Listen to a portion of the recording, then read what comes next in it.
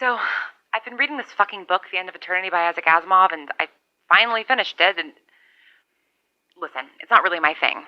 Not that sci-fi isn't my thing, but I'm not sure this kind of sci-fi is up my alley. And why are male writers so weird about women so often? That's not the point. The point is, I assume you're trying to tell me something with this. That you're trying to say that this somehow holds the answers. I'm going to assume also that it doesn't hold all the answers. That's more of a nudge in the right direction.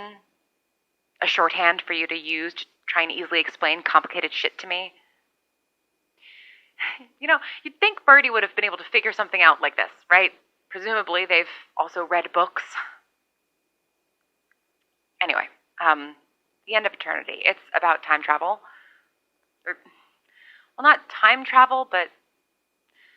Well, I mean, actually, there is literal time travel on these things called kettles, but it's not time travel the way we think about time travel. You know, it's... Let me start over. There's this guy, Andrew Harlan, he's the main character, and he works for this godlike organization called Eternity that basically alters reality to make humans suffer less.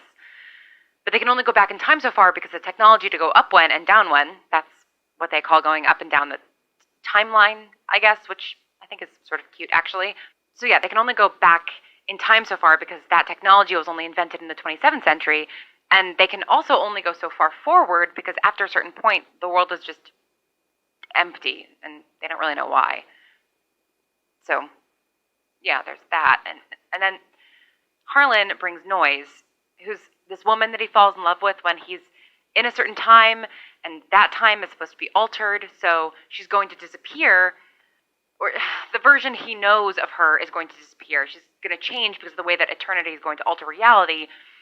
And, you know, he's meeting her and falling in love with her, and he doesn't want her to change, so he brings her on a kettle to one of those empty centuries in order to hide her from Eternity and keep her safe, keep her trapped in amber, which, well, listen, I have a lot of thoughts about that, but I'm not here to get into what Asimov is saying about women or being in love or any of that. I'm here to try to understand what the hell you want me to get out of this.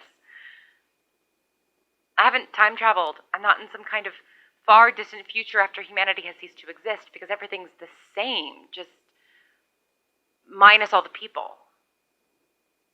If I'm living in the hidden centuries, why do they look the same, and how did I get here? At the end of the book, well, it turns out that Noise isn't exactly who she said she was, surprise, surprise, and she and Harlan have this standoff. She's from a version of time that also had time travel, but not Eternity. So they had lots of different futures instead of just the one that Eternity would always be making by altering reality.